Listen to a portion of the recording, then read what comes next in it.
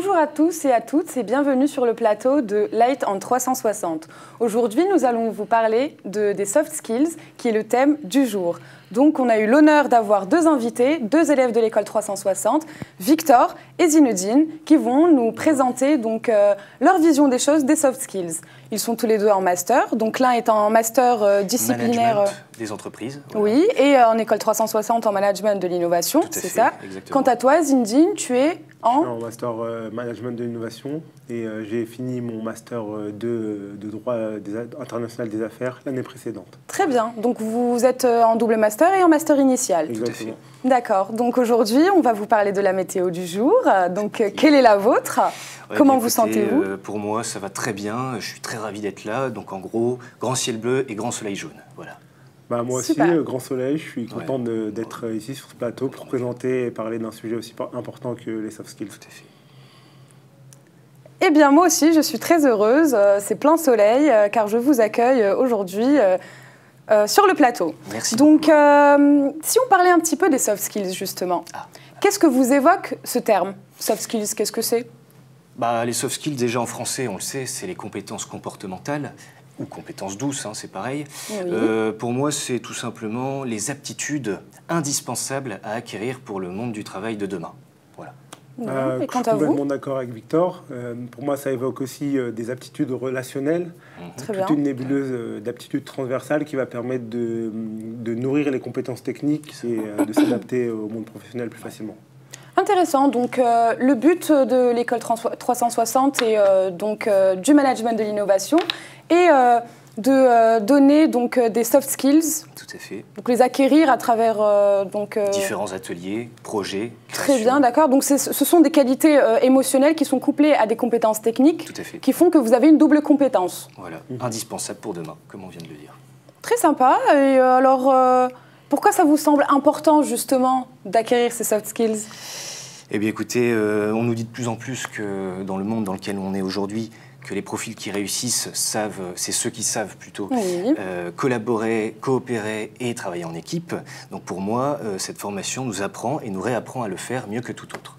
Voilà. Ouais. Et j'aimerais ajouter que c'est des compétences qui seront sûrement pas automatisées demain, parce qu'il s'agit des fonctions cognitives les plus hautes, disons, chez l'humain. Oui. Très bien. Et Oui. donc, dans ce sens-là, c'est très important de les avoir si on parle de l'intelligence artificielle et de l'adaptation au mode professionnel.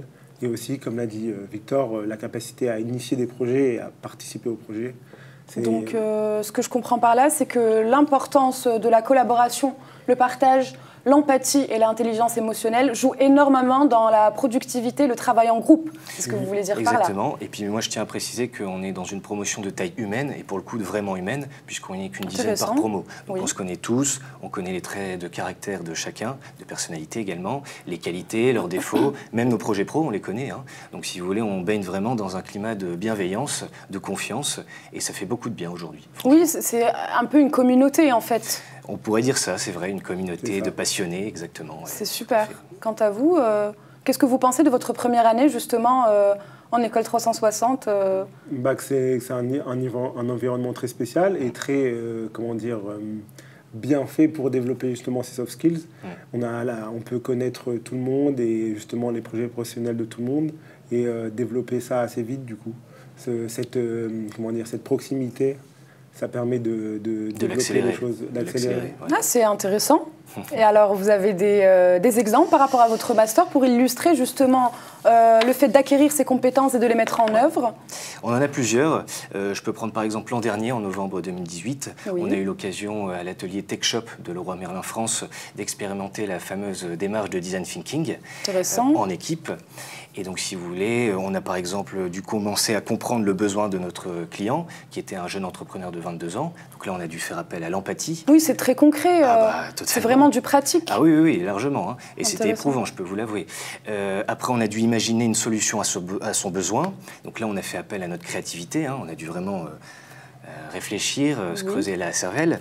Et enfin, dernière étape, on a dû prototyper une solution pour à la fin la tester sur son marché, qui était donc les accessoires pour mobile. Voyez. Donc la démarche de design thinking, c'est une démarche que vous pourrez nous décrire ou Bah voilà, je viens de vous la décrire. En soi, c'est plus ou moins 5 étapes successives Très bien, qui permettent d'agir différemment et de penser différemment, si vous voulez. D'accord, donc c'est un protocole que vous mettez en place. Tout à fait, en équipe, toujours. Bien sûr, pour innover, résoudre des problèmes. Voilà.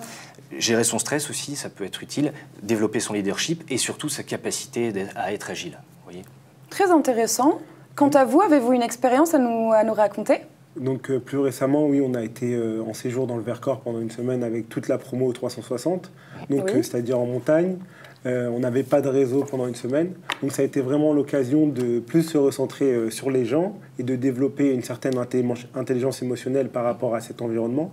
On a aussi eu l'occasion de faire plusieurs ateliers en montagne, comme par exemple la construction d'un abri par équipe, avec un temps très limité. Donc là, il faut vraiment collaborer, sortir ses capacités d'organisation très vite. Et on a aussi dû faire une sorte de mini-scène théâtrale en très peu de temps aussi, qui nous a permis de collaborer sur des projets très vite et de développer aussi notre créativité, notre flexibilité et adaptabilité. Tout à fait. Donc ce que j'entends par là, c'est que vous faites vraiment beaucoup de collaborations. Il vous pousse à sortir de votre zone de confort. À se dépasser. À se dépasser. Vous travaillez dans la réactivité. Vous me dites, vous m'avez expliqué donc la construction de cabanes. Vous aviez un temps imparti, vous aviez donc des conditions, des contraintes à mettre en place. Exactement. Oui, tout à fait. Ouais. Super intéressant. Eh bien, moi, j'ai eu l'occasion de participer à un atelier qui a été organisé par l'école 360 l'année dernière, qui s'appelle « Le pire cours de notre vie ». Est-ce que vous pouvez m'en parler ? Eh bien écoutez, c'était cette année, en mars 2019, et bien en fait avec la méthode de co-design, qui est une méthode un peu similaire à celle du design thinking, on a proposé une série d'exercices de réflexion, ludiques plutôt, pour en fait tout d'abord diverger, puis ensuite converger les pensées et les idées innovantes des participants. Voilà. Et à la fin, on était plutôt fiers de ça. Ils sont arrivés à établir, si vous voulez, une feuille de route pragmatique pour transformer un cours pathétique en un cours tout à fait splendide, captivant, voire même efficace. Voyez. Donc le co-design, vous pouvez nous expliquer une phase de divergence, convergence Peut-être que tu pourrais nous en dire un peu plus, oui. D'abord, on part sur une phase de convergence pour réunir un maximum d'idées complètement différentes. Ça, et la phase de convergence pour avoir une... Divergence, c'est ça ? Divergence, convergence, Une phase de convergence pour avoir un rassemblement des idées qu'on a eues de la phase de divergence et pouvoir tirer un résultat concret. Voilà. Très bien. Donc, dans la méthode mise en place, on sort du cadre. Donc, think out of the box. C'est ce que font les élèves de l'école 360 pour trouver des idées. Et ensuite, se recentrer donc, sur le sujet en lui-même, dans la phase de convergence, pour ensuite prototyper donc, son idée ou son exposé ou son projet et y arriver. Très bien. Alors, est-ce que vous pouvez aussi me dire comment on peut évaluer ces soft skills ? C'est pas quelque chose que, on ne peut pas attribuer des notes par rapport à ça, justement, puisque ce n'est pas... C'est pas un travail Comme vous l'évoquez, c'est quelque chose de complexe. Donc, ça va être une observation et une évaluation sur le long terme. Très bien, oui. Et cette évaluation, elle va avoir pour but d'être profonde et qualitative. Comment ça va s'effectuer? Premièrement, via des bilans qui vont être faits par la personne sur un journal, un tableau de bord qui le suit. Ensuite, via le feedback des pairs, c'est-à-dire des autres élèves, et aussi des professeurs qui va aider à mettre en relation ça avec le journal pour avoir au final une évolution sur le long terme, par exemple sur un semestre, une année ou encore même 2 ans pour l'entièreté du master. D'accord. Et vous, Victor, c'est votre 2e année donc, à l'école 360. Quel est votre ressenti justement par rapport à l'année dernière? Est-ce que vous avez vu une évolution dans les compétences, de nouvelles compétences que vous avez pu acquérir justement par rapport Eh bien justement, j'ai vu une nette progression de l'année dernière jusqu'à maintenant. Et notamment, j'ai pu progresser dans ma résolution de problèmes, dans mon leadership, ça commence tout doucement, dans ma capacité à être agile, et puis cette capacité, vous savez, à apprendre à apprendre. Oui, intéressant. Voilà. Donc ça, on vous voit changer par rapport à l'année dernière. Depuis que je vous ai vu à l'atelier, vous avez bien changé quand même cette année. C'est incroyable comment les soft skills peuvent aider donc, une personne à avancer justement et à plus collaborer, partager et à être solidaire. Donc enfin, j'aimerais aussi vous poser comme question. Allez-y. Quelles sont les soft skills les plus importantes selon vous ?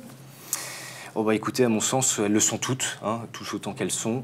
Empathie, apprendre à apprendre, intelligence émotionnelle, très important, coopérer, bref, elles sont indispensables aujourd'hui, on l'a dit. Et quoi qu'il en soit, si vous entrez à l'école 360, moi c'est mon message, vous serez tous amenés à les expérimenter. Donc allez-y, il faut le faire, ça en vaut le coup, croyez-moi. Super intéressant. Quant à vous? Donc moi, je dirais que ça dépend des contextes, parce qu'un avocat ne va pas utiliser les mêmes capacités qu'une aide-soignante ou quelque chose comme ça. Mais en soi, je pense que si je devais en choisir quelques-unes, ce serait l'intelligence émotionnelle, la créativité, l'adaptabilité et aussi l'organisation et la communication. Mais en soi, on peut tous les développer et il faut apprendre surtout à les utiliser dans différents contextes. Je pense que c'est ça qui est important. Très bien. Alors, de ce que j'ai compris, c'est que les soft skills que vous m'avez décrites, en général, sont donc surtout donc l'empathie, l'intelligence émotionnelle, la collaboration. C'est très important donc à mettre en place partout, dans tous les domaines. Oui. Très bien, donc moi j'ai fait donc des petites recherches et j'ai trouvé une étude de l'année 2018 de la part des Échos qui ont sondé des chefs d'entreprise par rapport à leurs demandes donc, de soft skills. Donc les plus importantes selon eux sont l'adaptabilité, l'esprit d'équipe, l'empathie et le sens de l'écoute et enfin l'organisation et la rigueur. Ah bah top. D'accord. Vous avez Elles correspondent à ce qu'on est en train de vivre actuellement. C'est tout à fait ça. Ouais. Exactement. Très intéressant. Donc, C'est très encourageant. Je vous invite à dire le mot de la fin. Oui, bah écoutez, moi, mon message est clair. Rejoignez-nous et venez vivre l'expérience qu'on passe en management de l'innovation. Bah, moi, premièrement, merci de nous avoir invités sur ce plateau. C'est avec grand plaisir. Deuxièmement, à l'auditoire, de s'intéresser aux soft skills et que c'est vraiment important pour l'avenir, pour la professionnalisation. Donc, rejoignez-nous en 360. Vous pouvez retrouver l'école 360 sur son site internet, sur les pages Facebook et les réseaux sociaux comme LinkedIn. Et je vous dis à bientôt. Merci de nous avoir écoutés.